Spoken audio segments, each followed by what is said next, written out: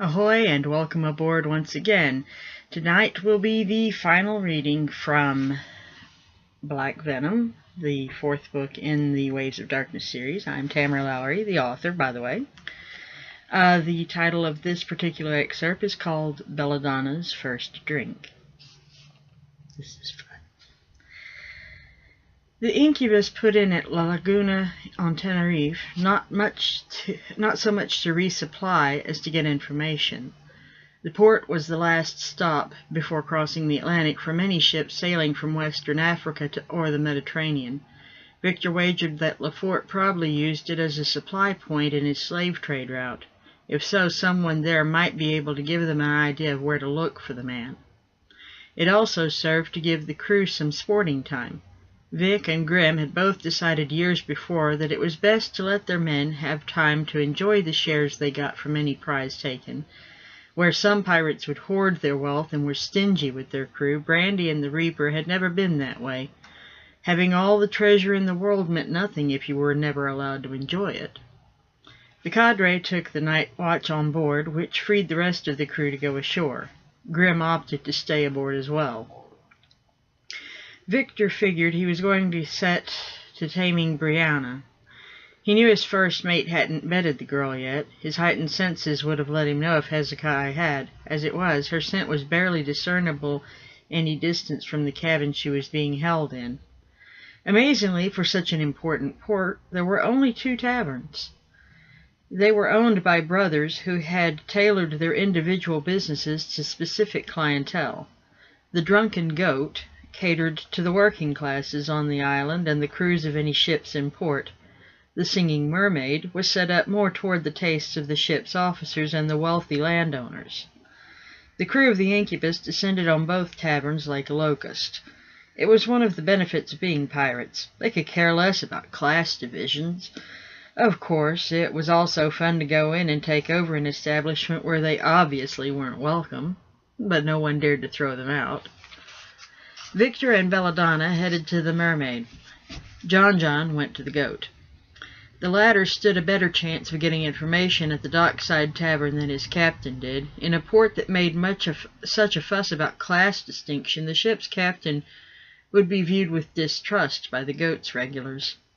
The rest of the crew split fairly evenly between the 2 taverns. The packet and pirate they had recently taken had left them flush with gold. Victor decided he would try a business approach to getting information before resorting to force. He could spare the gold, but the time a fight and its aftermath would cost was something he didn't want to spend. Since about half of the crew was in the tavern as well, he hadn't bothered trying to get Belladonna to wear a dress. He just felt grateful that she no longer fought him about wearing clothes at all. Although the locals were distracted by the influx of pirates, all eyes turned to the vampire and the siren when they entered the Singing Mermaid.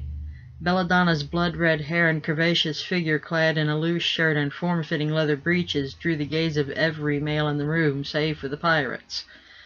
The women there with their husbands might have been jealous had they not been so taken with Victor's tall, raven-haired form. His emerald eyes were already glowing faintly from the scent of several women's arousal at one time. He picked a table near a wall and sat down. He smirked, and Belle sneered at the sight of the two serving wenches nearly racing each other to come take their order. Both women arrived at the table about the same time. "Welcome to the Singing Mermaid," the first one said. "My name is Clara. May I get you something to eat or drink?" Before Vic could reply, the other one said, "Hello, sir, madam. I'm Janine. Is there anything I can do for you? Anything at all?" Clara spared her a quick frown before she turned back to smile at the handsome pirate. Belladonna sat back and gave an amused snort. She began to enjoy the rivalry between the two human females. Victor made a point of making his gaze over both of them. "Oh, I can think of several things you could both do for me," he chuckled. "However, for now I'll take 2 bottles of your best rum, Clara. Janine, pet, you can have a seat and keep me company for a while." Clara instantly bristled. "Janine, no! With Sharon too sick to work, I can't do all the serving by myself." Victor grasped her jaw and forced her to look at him. His eyes flared and his voice breathed power. "Bring me what I asked for, pet. You'll have your turn with me later." Obediently, Clara's smile returned as if she'd never been angry. "I will be right back with your rum, sir. Will there be anything else?" "Not right now, pet. I'll let you know." She left to fill the order, totally oblivious to the absence of Janine's help. Victor turned his attention to Janine. "Have a seat, pet." He indicated an empty seat. The serving wench looked at the siren. "Is that all right with you, miss?" Belle blinked in surprise at the courtesy. This definitely proved to be a higher class of establishment than the pirate usually frequented. She smiled and replied, "I have a feeling it is necessary." Reassured, Janine sat down. No sooner had she settled than the vampire leaned over and kissed her passionately. In the midst of it, he nicked his tongue with a fang and passed the blood on to his victim. Janine's will instantly succumbed to his. In a low voice, so as not to draw unwanted attention, he began to fire questions at her. "Does Quentin Lefort use this port?" "Yes." "Do you know how frequently?" "Maybe once or twice a year." Victor frowned. It meant he might have missed Lefort by months. "When was the last time he was in this port?" 7 months ago." "Can you tell me anything about him? Does he come to this tavern?" Janine bit her lip in thought. Finally she answered, "He has been in here a few times. Clara dealt with him more than I did. He felt like an evil man the one time I served him. He tried to assign me, but I refused him. Clara took him on instead." "Thank you for your help, pet." He handed her a small bag with some gold coins in it. "Ah, Clara, pet." The woman smiled at his greeting as she set down the tray with 2 bottles and 3 glasses. At his unspoken command, she took the seat Janine had just vacated. He lifted one of the bottles and uncorked it. After he poured a small amount in one of the glasses, he tasted it, both his eyebrows raised in approval of the flavor. Not bad at all. A few Jamaican rums are just as rich, but this still has something unique in the flavor. It's almost smoky. Is it local? "Yes, sir," Clara answered. "My employer distills it himself. He keeps the source of his molasses a closely guarded secret." "I cannot fault him for that." Victor smirked and filled his glass, then poured some into the other 2 glasses. "I doubt he lets you have any very often. You can have some too, Belle." "No, he doesn't." Clara quickly grabbed the glass as if afraid someone would take it away from her. She began to drink it, obviously forcing herself to sip rather than downing it rapidly. Belladonna sniffed experimentally at the rum. She drew back and looked at it sideways before sniffing it again. Victor smiled wryly at her approach. "What's the matter, pet?" "It smells like a cross between Jon-Jon and Sniff," she stated. "And I've never had drink before." "Oh, this should be interesting," he chuckled. She took a small sip and swished the liquid around in her mouth. She swallowed it. Her pupils dilated, and she gave the glass of rum a strange smile. "That is good." The siren quickly downed the rum and held out her glass for more. Victor chuckled and poured her a second glass. "Easy, pet. This tastes strong. It may hit you hard and fast."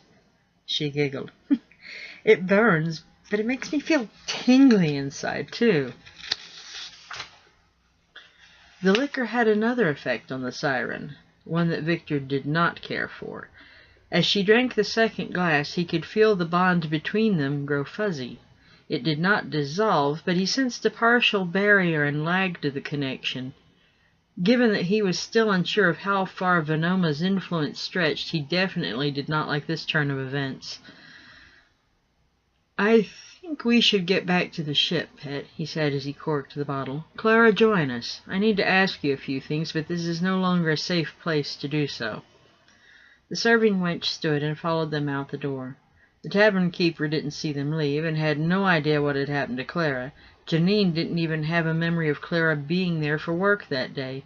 She wouldn't have remembered Victor if it hadn't been for the coins he'd given her. She carefully kept those a secret.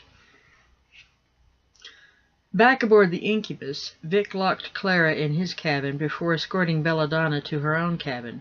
She started shedding clothes on the short distance between cabins. "Pet, stop that." "But it's so hot, and these things are so binding," she whined. As she dropped the last garment, she stretched, sighed, and then laughed. "Much better." "Belle, are you well?" Her behavior reminded him of how she'd been when they first met. In answer, she hopped up and wrapped herself around him. She then kissed him soundly. When she pulled back, she said, "You tell me, Vicky." "Don't call me that." "I think you are drunk." He then set about disengaging her from him. Jon-Jon picked that moment to come looking for the captain. "Oh, sorry, Captain. Didn't mean to interrupt," he said as soon as he saw them. He turned to give them some privacy. Belle unexpectedly released the vampire and pounced on the second mate, knocking him down to the deck. Jon-Jon at least managed to get face up, only to find the naked siren straddling him. "So tell me, Mr. John," she purred as she rubbed herself against him, "why do they call you Big John?" Before he could think clearly enough to respond, Vic grasped Belle around the waist and lifted her off of him. "That is enough," he bellowed. "Mr. John, I suggest you go topside, now." As Jon-Jon scrambled backward in his haste to escape his captain's ire, Grim emerged from his own cabin. "Captain, is something wrong?" he asked. The siren locked eyes on him immediately. "Grimmy!" she squealed and beamed at him. She wasn't really trying to get away from Victor, though. "Keep your distance, Hezekiah. She's a bit out of control," Vic said. He hefted her from behind and moved her toward her cabin. Grim took in the sight of his captain, who looked a little frazzled, holding on to the naked siren, who behaved downright bubbly. His mouth quirked up in an amused smirk, but he avoided laughing. Vic managed to get her to her cabin door. As he tried to get her into the cabin, she extended her talons and dug into the door jamb. She left furrows in the wood as he forcibly pulled her in. He then turned her so she was facing him. On a gamble, he kissed her passionately. The gamble paid off. The siren was distracted long enough for him to use his supernatural speed to push her away, get out the door, and shut it before she could grab him back. "Vicky, come back!" she whined through the door. The wooden door started to rattle. Before long, the sounds of scratching on wood could be heard. Grim wisely refrained from commenting on the pet name. She had called him Grimmy, after all. Instead, he said, "If we don't give her someone, she's going to claw her way through the door or the bulkhead." "Aye, and heaven help the first man she catches," Vic nodded. Silently, he summoned the one crew member he believed she wouldn't kill.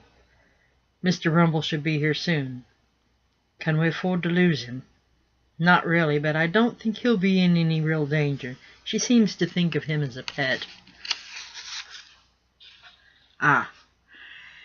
He tried to keep quiet about the situation, but his curiosity got the better of him. Any idea why she's like this today? Victor actually looked embarrassed. I made the mistake of giving her rum. Let's not ever do that again. Believe me, I won't. Good of you to join us, Mr. Brumble, Vic said as Zack joined them. You sent for me, Captain? Aye, Belladonna is not well and is in need of someone to tend to her. Zack noticed the banging and scratching at the cabin door, as well as a pleading, whining sound. Why is she locked in? Safety of the crew. Before he could ask anything else, Vic unlocked the door and pushed him toward it. Belladonna squealed and snatched him into the cabin so fast it was a wonder his neck didn't snap. Right, Grim said after a minute. Well, if I'm not needed for anything right now. Go on, Hezekiah, Vic shook his head. I need to find Jon-Jon and let him know he's not in trouble. I can smell his fear from here. I hope you enjoyed that. I know I did.